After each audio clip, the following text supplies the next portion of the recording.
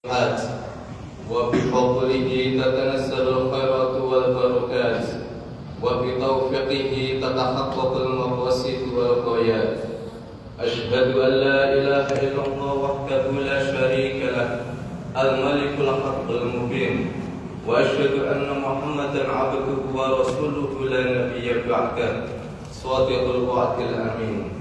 اللهم صل وسلم وبارك على سيدنا محمد المصطفى وعلى آله وصحبه أهل التقوى والوفاء.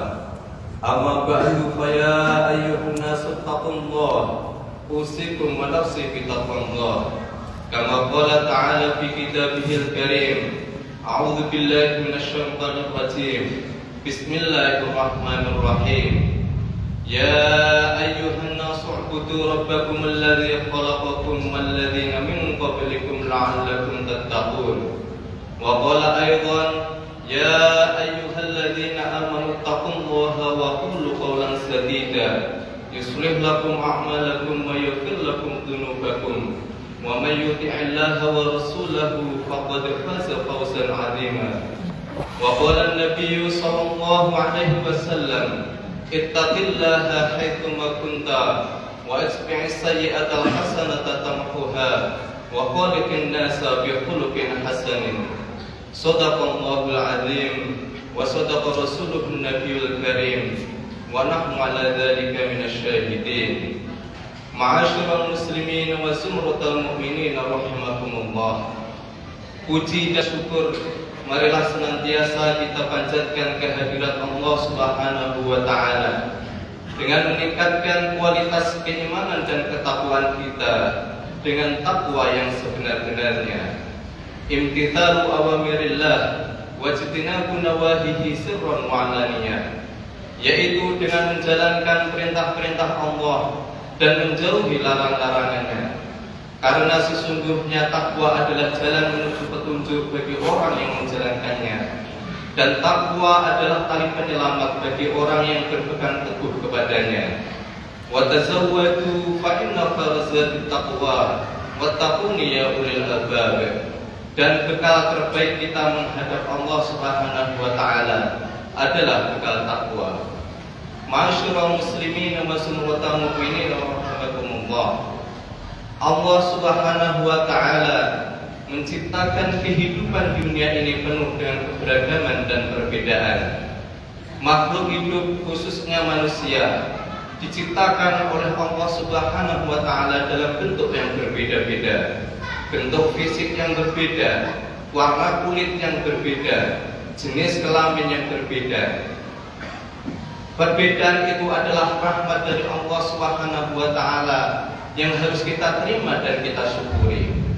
Bayangkan jika Allah menciptakan kita semua dalam bentuk yang sama, dalam bentuk fisik yang sama, dalam warna kulit yang sama, dalam jenis kelamin yang sama, tentu kehidupan di dunia ini akan terasa membosankan. Sebagaimana Allah berfirman di dalam surah Al-Hujurat ayat 13, Ya ayyuhan nasu inna khalaqnakum min dzakarin wa untha wa ja'alnakum syu'uban wa qabaila lita'arafu. Wahai para manusia, sesungguhnya aku telah menciptakan kamu sekalian dari seorang laki-laki dan seorang perempuan, dan kami telah menjadikan kamu sekalian bersuku-suku dan berbangsa-bangsa, lita'arafu, agar kamu sekalian saling kenal-mengenal. Kemudian di dalam surah yang lain Allah Subhanahu wa taala berfirman di dalam surah Hud, "Walau syaa rabbuka laja'alan nasa ummatan wahidah wa la yazaluna mukhtalifin." Sekiranya Allah menghendaki, niscaya Allah akan menciptakan umat manusia dalam umat yang satu. Perbedaan itu adalah kehendak dari Allah yang pasti mempunyai maksud dan tujuan. Salah satu tujuannya adalah lita'arafu, agar kita saling kenal mengenal. Perbedaan ini bukan hanya dalam hal perbedaan fisik, tetapi perbedaan ini juga bisa terjadi dalam hal pemikiran antara manusia yang satu dengan manusia yang lainnya. Kadang memiliki perbedaan pemikiran yang berbeda-beda. Begitu juga dalam hal pemahaman agama. Hal ini bisa disebabkan oleh latar belakang pendidikan yang berbeda, sumber buku bacaan yang berbeda, maupun latar belakang kultur dan budaya yang berbeda. Pada zaman Rasulullah SAW masih hidup pun, kita tidak mengingkari adanya perbedaan para sahabat di dalam memahami apa yang dikatakan oleh Rasulullah SAW. Hal ini sebagaimana diriwayatkan oleh Imam Bukhari dan Imam Muslim, bahwasanya setelah selesai perang Khandaq, Rasulullah SAW memerintahkan kepada beberapa sahabat untuk pergi ke perkampungan Bani Quraidah. Sebelum berangkat pun Rasulullah berpesan, la yusalliyanna ahadul asra illa fi Bani Quraidah. Janganlah kamu sekalian sholat asar kecuali di perkampungan Bani Quraidah. Kemudian para sahabat ini pun berangkat menuju perkampungan Bani Quraidah tanpa ada satupun yang bertanya kepada Rasul apa makna dari perkataan Rasul tersebut, seolah-olah mereka telah memahaminya. Kemudian di pertengahan jalan pun waktu sholat asar tiba. Kemudian di antara beberapa sahabat mengusulkan untuk sholat asar di pertengahan jalan, karena mereka khawatir jika melanjutkan perjalanan maka waktu sholat asar akan habis sesampainya di perkampungan Bani Quraidah. Sementara itu sahabat yang lain enggan untuk melaksanakan sholat asar di pertengahan jalan, mengingat pesan Rasul bahwasanya mereka harus sholat di perkampungan Bani Quraidah. Golongan sahabat yang pertama memahami apa yang disampaikan oleh Rasulullah SAW secara kontekstual dan substansial, bahwasanya mereka memahami perkataan Rasulullah SAW tersebut agar mereka mempercepat perjalanan mereka sehingga mereka bisa sampai di perkampungan Bani Quraidah sebelum waktu sholat asar habis. Sementara itu golongan sahabat yang kedua memahami apa yang disampaikan oleh Rasulullah SAW secara tekstual dan literal, bahwasanya apapun yang terjadi mereka harus melaksanakan sholat asar di perkampungan Bani Quraidah. Kemudian kedua golongan ini pun melaporkan apa yang terjadi ini kepada Rasulullah SAW, dan Rasulullah SAW pun tidak menyalahkan kedua-duanya, malah justru membenarkan kedua-duanya. Jika pada zaman Rasulullah SAW masih hidup, terkadang para sahabat memahami berbeda apa yang dikatakan oleh Rasulullah. Begitu juga setelah Rasulullah wafat. Hal ini terjadi pada sahabat Abdullah bin Umar radhiyallahu anhu, bahwasanya sahabat radhiyallahu anhu meriwayatkan sebuah hadis dari Rasulullah bahwa Rasulullah bersabda, seorang jenazah akan disiksa di dalam kuburnya karena tangisan keluarganya. Hal ini pun diluruskan oleh Siti Aisyah radhiyallahu anha, bahwasanya hadis tersebut memiliki konteks, bahwasanya ketika Rasulullah SAW melihat seorang jenazah Yahudi, kemudian Nabi bersabda, mereka menangisinya sementara jenazah itu disiksa di dalam kuburnya, yang mempunyai makna bahwasanya mayat itu disiksa bukan karena tangisan keluarganya, melainkan karena kekafirannya. Jika pada zaman Rasulullah SAW masih hidup, terkadang para sahabat memiliki perbedaan dalam pemahaman agama. Begitu juga setelah Rasulullah wafat, zaman sahabat, zaman tabi'in, zaman tabi'ut tabi'in, begitu juga di zaman sekarang ini masih banyak kita temui pemahaman yang berbeda di antara para ulama. Imam Sa'roni di dalam Mizanul Kubra mengatakan, syariat Islam itu bagaikan sebuah pohon yang besar yang mempunyai cabang, yang mempunyai ranting dan mempunyai buah. Tiadalah cabang jika tidak ada batang pohon, tiadalah ranting jika tidak ada cabang, dan tiadalah buah yang tidak bersandar pada ranting. Makna daripada perkataan Imam Sa'roni ini bahwasanya tiadalah pendapat ulama, tiadalah perkataan ulama itu yang tidak berdasar pada dalil syariat Islam, tiadalah pendapat seorang ulama itu yang tidak berdasar pada dalil Al-Quran dan hadis. Hanya saja mereka terkadang memahaminya secara berbeda berbeda. Oleh karenanya kita sebagai muslim melihat ini harus lebih bijak. Selagi perbedaan-perbedaan itu dalam hal furu'iyah atau dalam hal cabang, bukan dalam hal usul atau pokok seperti akidah dan keimanan. Oleh karenanya Allah Subhanahu wa taala telah memperingatkan kepada kita untuk mempererat tali persaudaraan. Sebagaimana firman-Nya, "Duribat 'alaihimul dhillatu aina ma tuqifu illa bihablin minallah wa hablin minan nas." Dan mereka akan diliputi kehinaan dimanapun mereka berada, kecuali orang-orang yang berpegang teguh kepada tali Allah dan orang-orang yang berpegang teguh kepada tali kemanusiaan. Orang yang berpegang teguh kepada tali Allah adalah orang yang menjalankan agamanya dengan baik, yaitu orang-orang yang bertakwa, menjalankan perintah Allah dan menjauhi larangannya. Orang yang berpegang teguh kepada tali kemanusiaan adalah orang-orang yang mempererat ikatan persaudaraan sesama manusia yang disebut dengan ukhuwah basyariah. Orang-orang yang diikat persaudaraan karena satu negara yang disebut dengan ukhuwah wataniyah, dan orang-orang yang diikat oleh persaudaraan satu akidah yang kita sebut dengan ukhuwah islamiyah.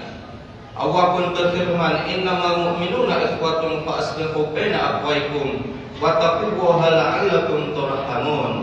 Sesungguhnya orang-orang yang beriman itu adalah bersaudara, maka damaikanlah di antara mereka dan takutlah kepada Allah agar kamu sekalian mendapat rahmat dari Allah Subhanahu wa taala.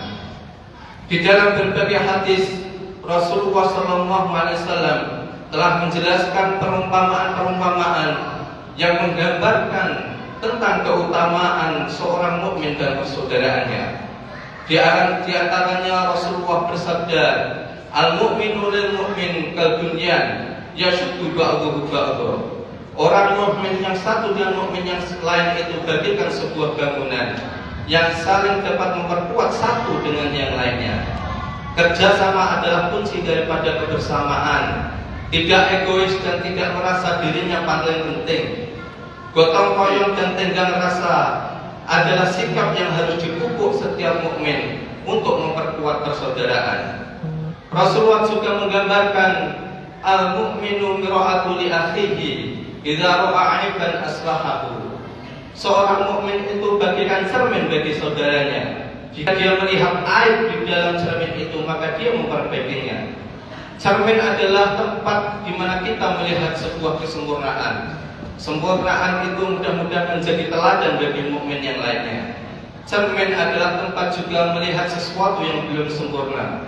Semoga sesuatu yang belum sempurna ini kita dapat memperbaikinya dan kita tidak menirunya. Rasulullah SAW juga mengumpamakan seorang mukmin ini sebagai seekor lebah. Mathalul mu'minina mathalun nikhlah, in akalat thayyiban wa in wadu'at thayyiban. Seorang mukmin itu bagaikan seekor lebah. Jika dia makan, maka dia akan makan yang baik-baik saja. Dan dia kalau mengeluarkan sesuatu, maka dia akan mengeluarkan sesuatu yang baik-baik saja. Seorang mukmin adalah orang yang dapat menempatkan posisinya dimanapun dia berada. Dia akan memperbaiki lingkungannya dengan cara-cara yang baik. Dia akan memperbaiki lingkungannya tanpa menimbulkan kegaduhan dan kerusakan di dalam lingkungannya. Sebaliknya, konflik persaudaraan pasti akan mendatangkan kerugian yang sangat besar. Sehingga Allah pun sangat melarang kepada kita untuk berbuat sesuatu yang dapat merusak persaudaraan. Sebagaimana firman Allah Subhanahu wa taala di dalam surah Al-Hujurat, "Ya ayyuhalladzina amanu la yaskhar qaumun min qaumin asa ayyakunu khairan minhum." Wahai orang-orang yang mukmin, janganlah kalian saling cela-mencela. Janganlah sekalian saling olok-olok antara kaumnya satu dengan yang lain. Barangkali kaum yang kalian olok-olok itu lebih baik daripada kalian yang olok-olok. Wala talmizu anfusakum wala tanabazu bil alqab.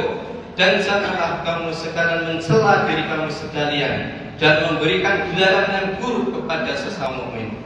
Wailul likulli humazatil lumazah. Celakalah orang yang suka mencela dan mengumpat.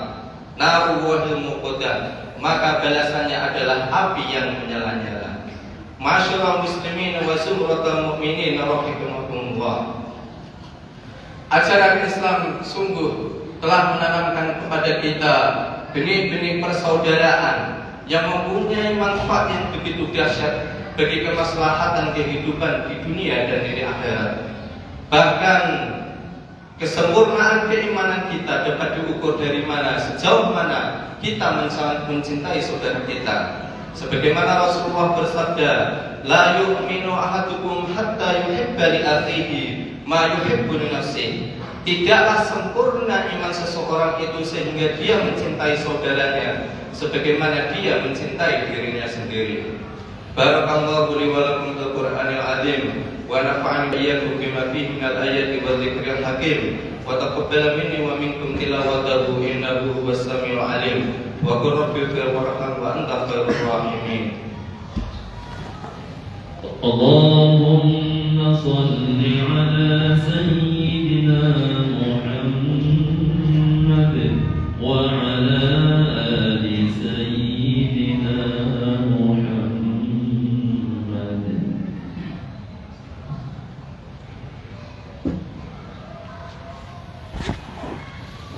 Alhamdulillah, alhamdulillahilladzi arsala rasulahu bil wa dinil haqq liyudhhirahu 'ala ad-dini kullihi wa kafa billahi shahida. Asyhadu an la ilaha illallah wahdahu la syarika lah wa asyhadu anna Muhammadan 'abduhu wa rasuluh. Allahumma shalli 'ala sayyidina Muhammad wa 'ala ali sayyidina Muhammad. Fa ya ayyuhan suttaqullaha ittaqullaha haqqa tuqatih wa la tamutunna illa wa antum muslimun. Wa qala ta'ala fi kitabihil karim, a'udzu billahi minasyaitonir rajim. Bismillahirrahmanirrahim. Innallaha wa malaikatahu yusholluna 'alan nabi ya ayyuhalladzina amanu shallu 'alaihi wa sallimu taslima.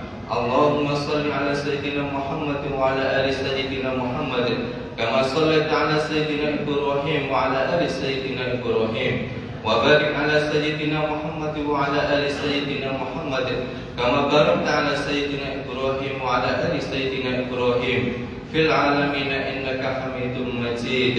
اللهم اغفر للمؤمنين والمؤمنات والمسلمين والمسلمات الأحياء منهم والأموات إنك سميع قريب مجيب الدعوات ويا قاضي الحاجات. اللهم انصر الإسلام والمسلمين وقل الإسلام والمسلمين وأعز الإسلام والمسلمين وأعل كلمتك إلى يوم الدين. اللهم ارفع عنا البلاء والبلاء والفحشاء والمنكر والسيوف المختلفة والشدائد ومحن ما ظهر منها وما بطن من بلدنا هذا خاصة ومن بلدان المسلمين عامة إنك على كل شيء قدير. اللهم أرنا الحق حقا وارزقنا اتباعه وأرنا الباطل باطلا وارزقنا اجتنابه. ربنا هب لنا من أزواجنا وذرياتنا قرة أعين واجعلنا للمتقين إماما. ربنا آتنا من لدنك رحمة وهيئ لنا من أمرنا رشدا. ربنا آتنا في الدنيا حسنة وفي الآخرة حسنة وقنا عذاب النار. عباد الله إن الله يأمر بالعدل والإحسان وإيتاء ذي القربى وينهى عن الفحشاء والمنكر والبغي يعظكم لعلكم تذكرون واشكروه على نعمه يزدكم ولذكر الله أكبر. أقم الصلاة.